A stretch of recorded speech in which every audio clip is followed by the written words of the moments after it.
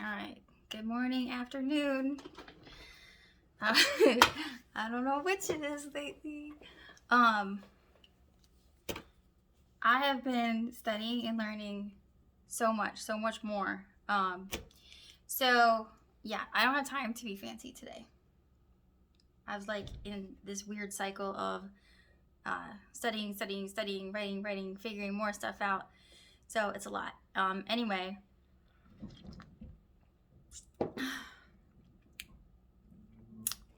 this afternoon when I woke up and after I do my get my head together in the morning, and I'm clicking through the news, and it takes a lot for me to get like riled up a little bit, um, because usually I don't care what other people are doing. However, when the first thing I open up to is the article about the Pope limiting and restricting the Latin Mass, like really like stabbed me in the gut, and because immediately I was like, why? For one thing, and it just felt very it felt tyrannical a little bit. And it made me feel this anger, like this passionate, like not a hate anger, but it made me feel like I needed to say something about it. And I said something to myself, and it it was a little overwhelming for like an hour, and I get like all fired up, and then I start thinking, and I'm like what, like why would anybody want to suppress like somebody's like really important tradition? And then I was like, okay, I spent a lot of time learning Latin, and I remembered like a week ago, one of the messages I was getting was don't forget your roots. Don't forget your roots. And that's something that I do when I study. When something doesn't make sense to me, in the way that it's worded or whatever, I always look for the root of the word, because I want, things do get lost in translation. And you really have to look, I think, to the old language sometimes to find out what a passage, no matter what you're reading, is actually saying, especially if it was translated. So I was thinking about this, and then I don't know why I'm getting stuck right here. Probably because somebody stole my earrings that help me talk. They don't really help me talk. I do think like that is a real thing. Like everything has a vibration, It's not like those stones are not good for you, but prayer has a vibration. We have a vibration, so it isn't necessary. But I just felt like this is really important to me, so I didn't really prepare myself as much as usual. I made a lot of notes. Apparently, I've done a lot of work already today. So it made me think about how when people feel like their rights are being suppressed, or people feel oppressed, that generally causes a rebellion. And so then I was thinking, okay, like there's no need to like upset the universe about this. There's no need to upset my body. Like, let's stop and think about it. And it made me think about how my son, I love my kid. He's been calling me a smother mother since he was like 3. And he was always really sweet about it. He's like, I don't want you to take this the wrong way, but you're kind of a smother mother. And he does. He always feels like I'm just like watching over him too much, And it was his natural reaction to rebel against it. Be like, I can walk across the street by myself. I can do it myself. And at the same time, even if I taught him how, like, he doesn't want to make his own breakfast. He wants his mom to do it. I mean, he does it a lot more now. He's starting to. But there are certain things, like, he just wants his mom to do for him. And finally, I have to put an end to that and be like, you need to do, a lot of things yourself, especially now. He's getting old. But,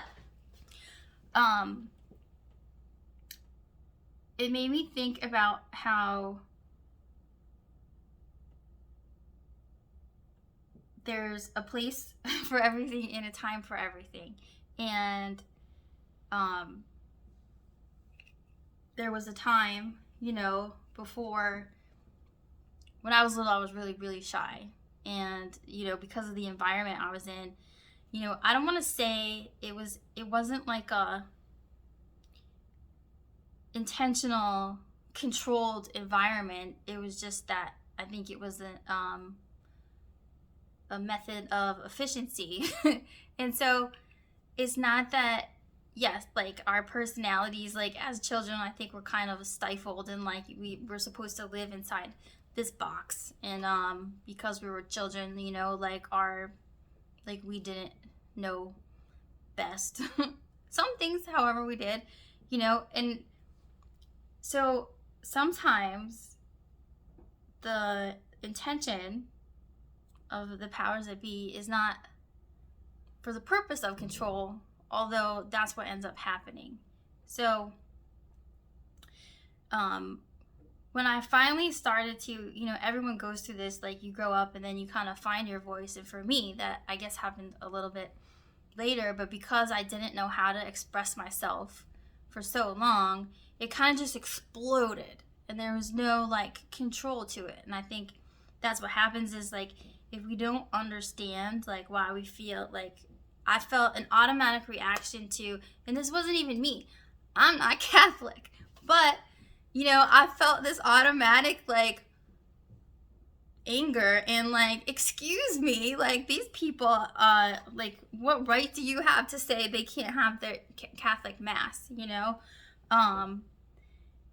because it just, like, I don't really like anyone's rights being infringed upon. So it made me think of this, and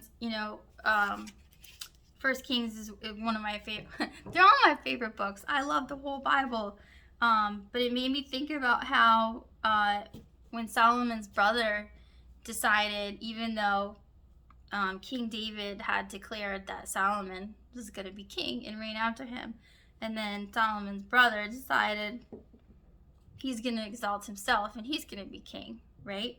And so because his brother had a good heart, he was a good man, and so was Solomon, like, he just allowed it, and in his brother, I don't know, Adonijah, is saying, I'm going to be king, he probably just thought that he had the ability, like, he was good enough to be king. And so then when the people who were loyal to King David, Bathsheba, instead of causing a rebellion, she goes straight to King David and says, didn't you say that King Solomon was going to be on the throne after you? So I think the point is that she went straight to the source and said, okay, wait, the world is saying this, the leaders are saying this. If your compass is God, I think we need to go there first. Like, you have to go to the highest power first to determine, in my case, I'm going to consult the word, because that's the tool that he gave us to use to study, to find out, like, what that means. You have to be able to interpret it. That involves a lot of education. But the point is, instead of causing a stir and, like, overthrowing the whole thing, she said, first, okay, let's go verify what does the king say? Because the king wasn't aware that all of this is going on. Like, he's doing his own business, like not paying attention. So sometimes things need to be brought to their attention. But I think the whole really important part of this is that, you know, I keep sneezing whenever something's really important. It's crazy. Excuse me. So I think we need to, number one, your feelings, your emotions, is a really good indicator that something is something you need to pay attention to. And then when that occurs to you, the best thing to do, you know, I always do, like, talk to God and be like, all right, why do I feel this way? Because, you know, for me, erupting into, like, you know, speaking my truth against what I didn't understand someone else's truth was for, you know, several years after I realized that I had an opinion that mattered, it didn't go well for me. So I really had to learn to rein it in and think things through before I blurt them, because I just didn't have the ability, you know. It was kind of a late bloomer. And now I'm making up for lost time. So I'm learning a lot of things. So that being said, there's a reason that we have all of these traditions. Language is so important. But then when you go back through time, you think how, like, there's a reason that history repeats itself so that we can learn from it, for one thing, but it just does, you know, wave upon wave, we keep going and we learn the same lessons and we go through them. And if you really get into reading the Bible, you can see that it's so clear. And that's the first thing I noticed when I finally decided to start, you know, and read it through from the beginning to the end. Even though I had read most of it, you know, I really wanted to read it just from beginning to end to see what I could get out of it. And that's where it got really fascinating. And because you see the waves of history and you see the flow of all the stories. And what I tell my son is that because he, you know, he is rebellious and he is growing, and from being a smother mother to, I'm at the point where I realize this kid is brilliant. He has such a sense of self and challenges a lot of things that I say. And I don't allow it a lot of times unless he has, I don't allow